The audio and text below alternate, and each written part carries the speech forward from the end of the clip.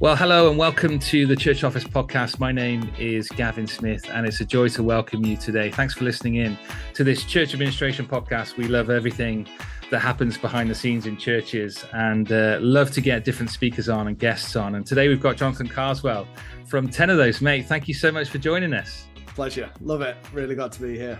It's great to do it. And we recently had 10ofthose come and visit our church, bring a bookstall. They had a huge range of resources and we absolutely loved it. And as administrator and operations guys and girls, we probably come across 10ofthose. I know you've been to a number of conferences and working. So Jonathan, it's a pleasure to kind of chat to you more and really keen to kind of find out a little bit about how 10ofthose started and just hear a bit about your heart. So tell us where you're based, because you're not living in the UK at the minute, are you? Yeah, so I live in Chicago, so in the States, and I'm really trying to champion in 10ofthose USA and get that up and off the ground. We moved here 4 years ago, right before COVID, which was an interesting period. Trying to launch a ministry that revolves around events and going places.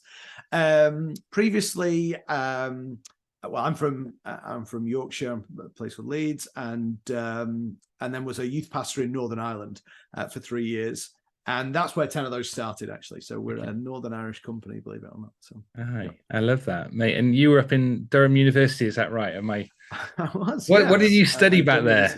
Oh, it was a tea and cakes course. It was just a course to get me in. I did. It was a youth and social work course, but it was an excuse to be able to get to university, really. And they don't do it anymore. And just a very quick story. At the end of my first term, I was called in by my tutor, saying, "Oh, Jonathan, can you just go through what your A-level results were?" And I read them back to him, and he was like, "Yeah, that's what we've got here. We should never have accepted you." But he said, "Keep your head down, and we won't say anything." And it was actually quite a good thing. I don't know whether they did it deliberately, but yes, I just then kept my head down, and it was a great training ground for me to learn lots and lots of things and make lots of mistakes, whether it be with the Christian Union or working on local radio or in the newspaper, those sorts of things. And very grateful for those 3 years, really. Grand. Now, I read on your website that 10ofthose started in your bedroom as a bit of a hobby. So how did you get this idea of, kind of pulling together resources and serving the church in this way? Give us a bit of background.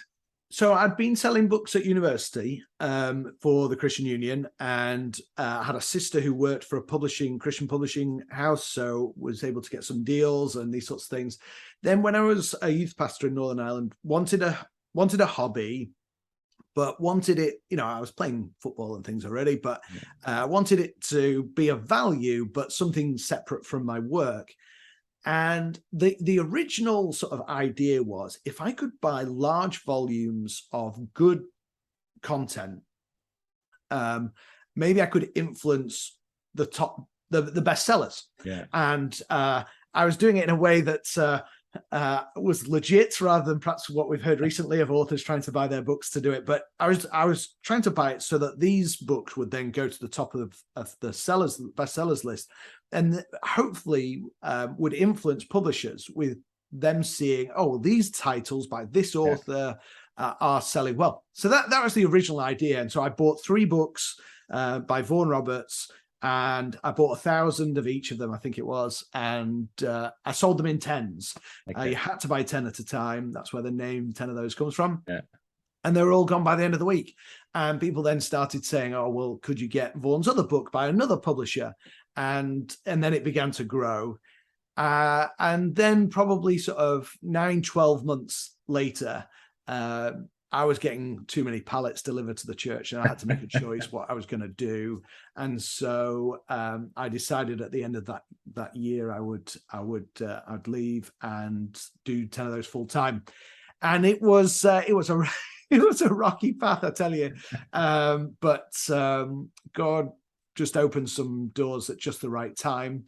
We starting doing conferences for churches, and then also things like the EMA pastors conference, etc. We started doing, and that was. But what we're all about really is handpicking the best books from across the publishers. So we're a place that you can trust in terms of what we sell. We know it holds to the Bible, and we know it points to Jesus. We discount it so that more can go out.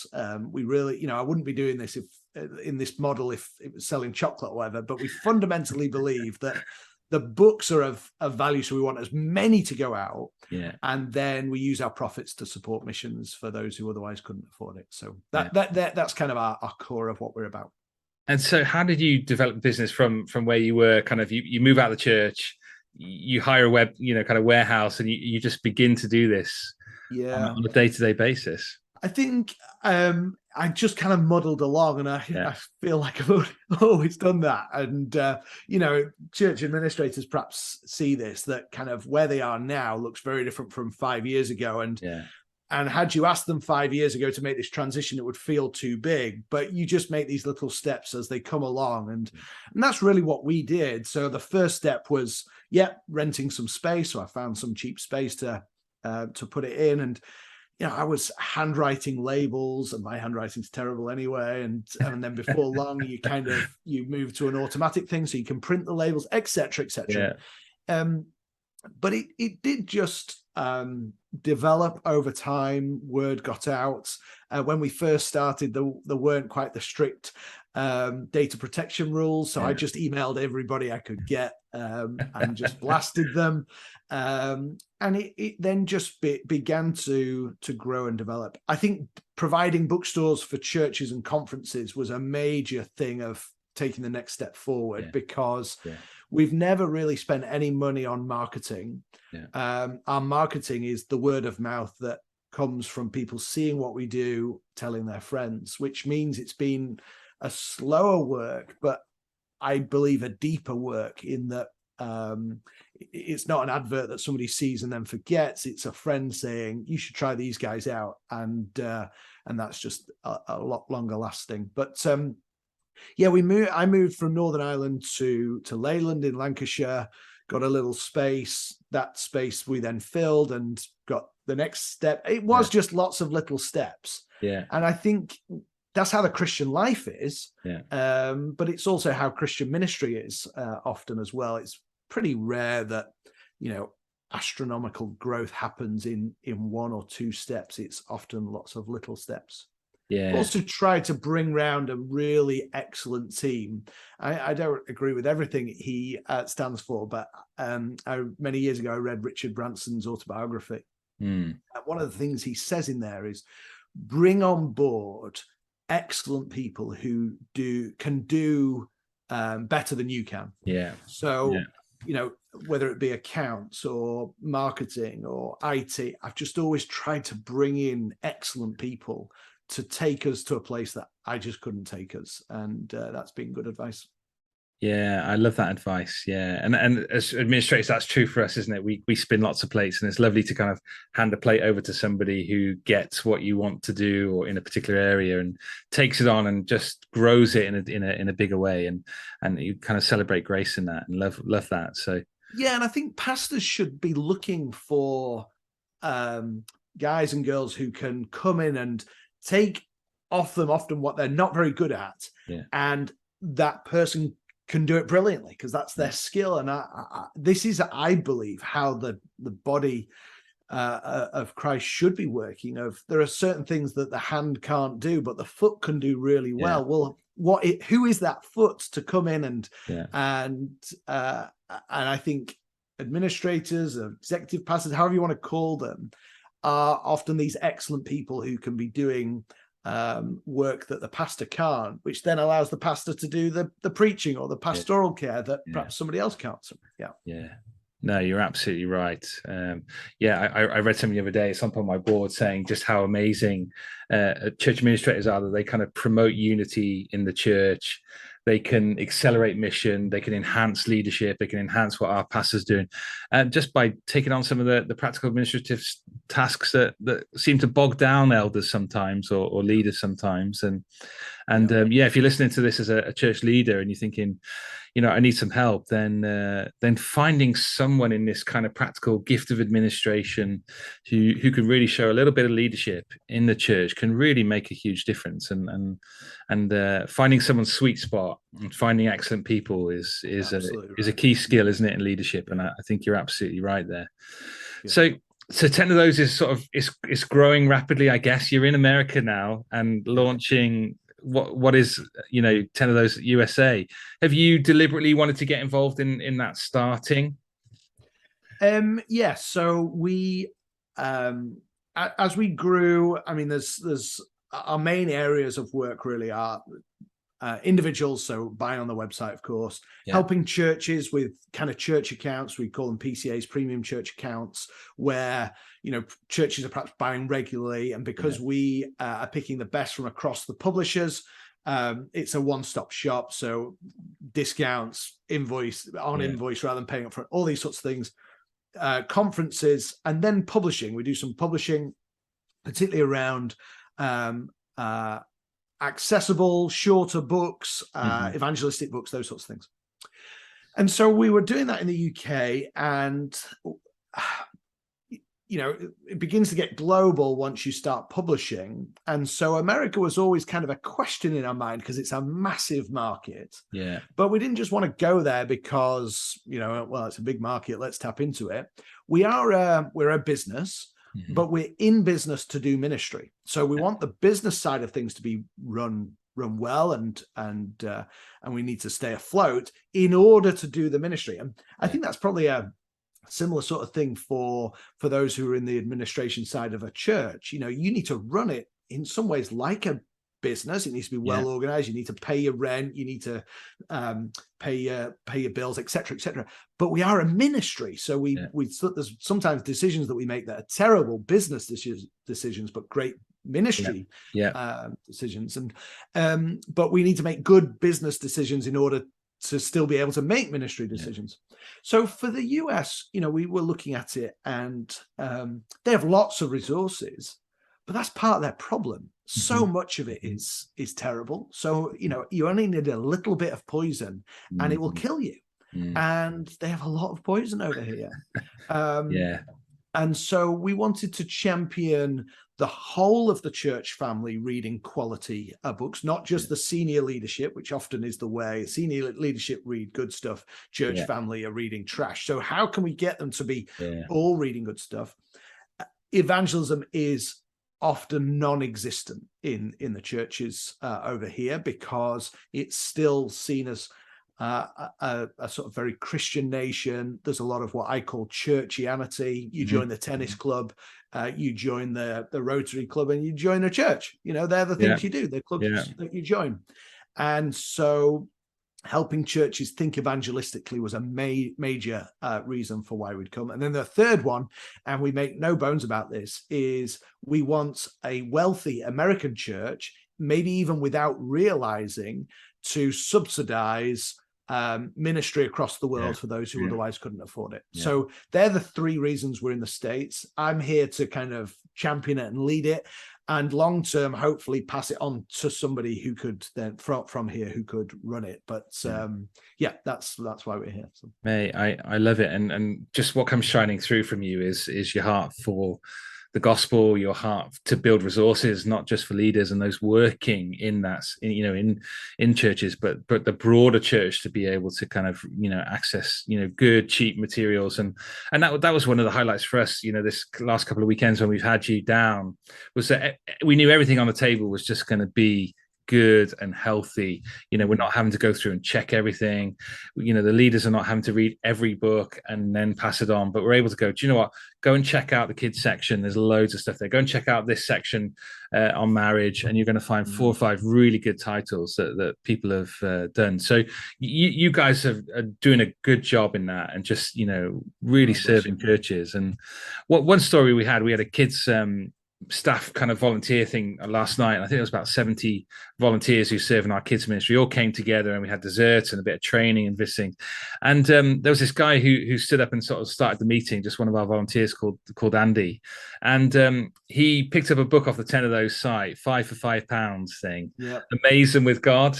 Yeah, brilliant. Yeah. And just a kids focus book. It's a shorter version of a bigger book. And he just came away saying absolutely buzzing with the kind of 5 points of Kevin DeYoung, I think, isn't it? That's right. Yeah. So he goes through 5 points of how we reach the next generation for Christ. Grab them with passion, win them with love, hold them with holiness, challenge them with truth, and amaze them with God. Yeah, it's brilliant. And he was so affected by it, and he only picked up the book last week, and then he comes to the meeting, he's like, this is what this is about, and he just inspires everyone, encourages everyone, just reminds everyone. And you kind of follow that line back to the fact is that, you know, we spoke to Geraldine, we spoke to your team, we booked you guys, you came and delivered a load of books, and then this is a kind of spiritual effect it's having on our church. Because all this comes together and serves the church, and I love that, and I just think, you know, what you guys are doing out there to serve churches is amazing. So that is such encouragement. Thank you. Yeah, I mean, that is exactly what the outcome of what we're seeking to do is, that we hope we'll see. You know, we're doing this because we care, hopefully as much as pastors and staff on and church family care about the spiritual health of your church family. There are lots of places you can buy Christian books these days, but I hope that when you buy from 10 of those, we're providing you with resources because we care for the spiritual health of your church. It's why we carefully pick. It's why we price stuff that is just a silly price, you know, 5 for £5. Nobody's making any money really on those things. But what I would say, you know, for churches perhaps thinking, oh, well, how would this work for us? Please get in touch, because we don't have a one size fits all, because every church family is different. But there are lessons that we've learned along the way, like what you've just had with your leader of actually a short book for volunteers is going to be a bit more helpful than a 200-page, please invest 20 hours into this book. You know, we're saying invest an hour. And you can get something that's going to help shape how you're doing your youth ministry. And church administrators or volunteers, whoever is listening, if we can help your church by resourcing them, by being creative of the price we charge or whatever, get in touch. We want to help because we care for the spiritual health of your church. Yeah, absolutely right. And I think, you know, we're planning, we're a slightly bigger church. We're planning to have you guys twice a year, and we'd love to see that happen on a regular basis. And you're right. I know of other churches who've got sort of 50 people in who, you know, access your website. And, you know, one lady was saying to me, we got this Christmas book that we wanted to give away this year at Christmas, and they got it from your site, and it was just easily available. It was delivered on time. And, you know, those things go and make a difference, don't they? And, so yeah, full marks to you, and it's well, great. Praise the Lord. It's this is all about getting a good team on, because I couldn't get things out on time, so bringing other people on who can is really important. Yeah, there's 5 people who could do it better. That is a great lesson. So for churches who haven't heard of you, 10ofthose.com. You've got a whole range of stuff on there. Fill us in on how they can connect with you and work with you. Yeah, so there's a few different things. Obviously, visit our website, 10ofthose.com, and be in touch with us. You know, maybe you have your own church bookstore that you need supplies for. Well, get in touch, because, like I said earlier, we're selling from across the publishers. It means that you've got a one-stop shop rather than having to buy from 3 or 4 different places. And talk to us about the premium church account, which means you get extra discount, you get special promotions, you get review copies, and you get things on invoice. You can do sale or return, these sorts of things. One of the things that we offer, though, is a customized online store for your church. So let's say your church is St. John's. You could have 10ofthose.com/St. John's, and then a homepage which is specifically curated by you. So let's say you're preaching through Luke's Gospel. Okay, well, here are the top 7 books on Luke's Gospel, and we're doing a summer biography read. Well, here are 25 options of biographies, or we have something on grief. Okay, well, here's a scroller on grief. So you can pick your homepage, but people get the full access to the store as well. And then everything anybody buys, you get a kickback financially for the church as well. What it means, though, is you as church leaders can with confidence tell people to go to the church bookstore site and pick up such and such a book, which perhaps you've quoted from or you want them to read. But you know that they're not one click away from heresy. If they visit another site, that can often be the case. And we have to take this seriously because, as I said earlier, one drop of poison in their spiritual diet can kill them. We know it as a family. I know somebody who read a particular author, and as a result, they're just spiritually nowhere because they took on that poison and it killed them.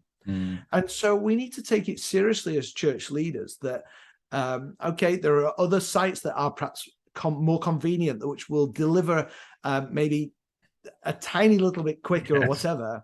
But if they're going to be killed in the process, it's not worth it. I think price-wise, you're not going to find it cheaper elsewhere, and the money that is generated is going to support other ministries. So you're almost tithing as you shop with us. But I would say one other thing: talk to us about how we can serve your specific needs. Maybe you've got leaders who need a specific thing, or they need the ebook rather than the physical book, or you need it at a price because you're in a low income area. Just talk to us because we want to make it work, and that's where we'll make good ministry decisions. And we're okay if that is a bad business decision. We'll take care of that in other ways, but please be in touch. I often talk with our team and say, the answer is yes. Now let's work out how we can provide it. So that's our approach. We want to be can-do. We want to be flexible. We want to do it well, but we do want to meet the needs of every individual church. Right, Jonathan, I love that. Love your heart, and let's click into this. Church administrators, if you're listening and you haven't got a site set up with 10 of those, then go ahead and build one. I don't think we have, so maybe I should get on that and feed it back into the podcast. There's no cost. We do it for free. These visits that we talked about, coming to bring a pop-up bookstore for either a Sunday service or maybe have a women's conference or a church weekend away.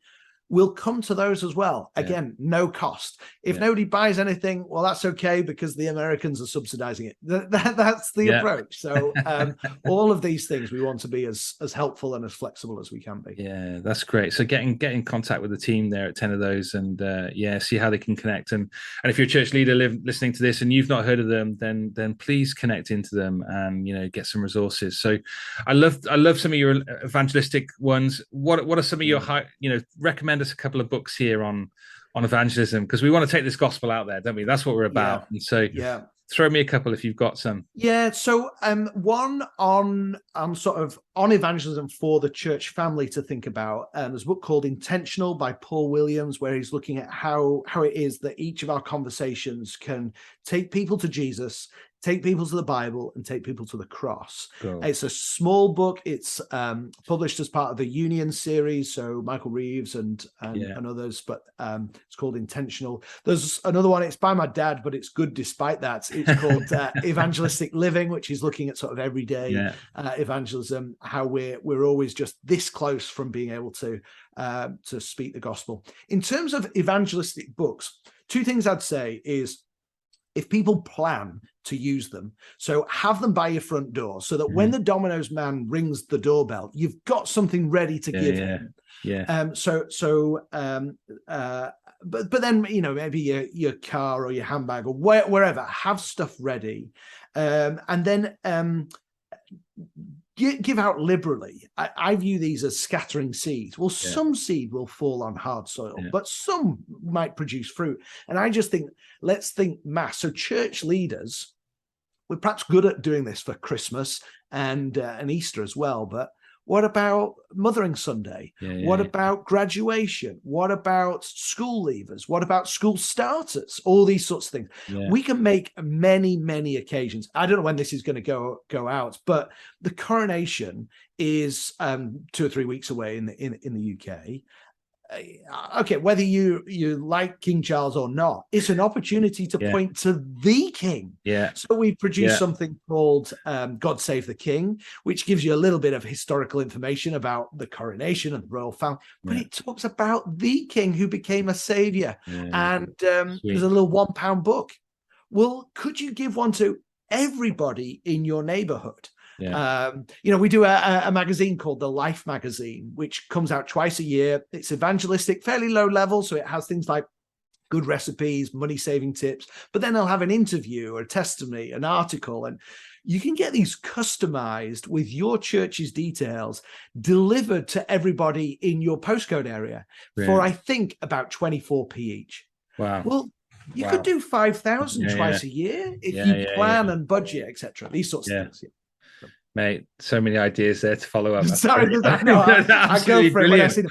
But again, I love it. I would say, maybe a church administrator is thinking, that kind of, I wonder, I'd like a bit more information, or how would that work for us in this?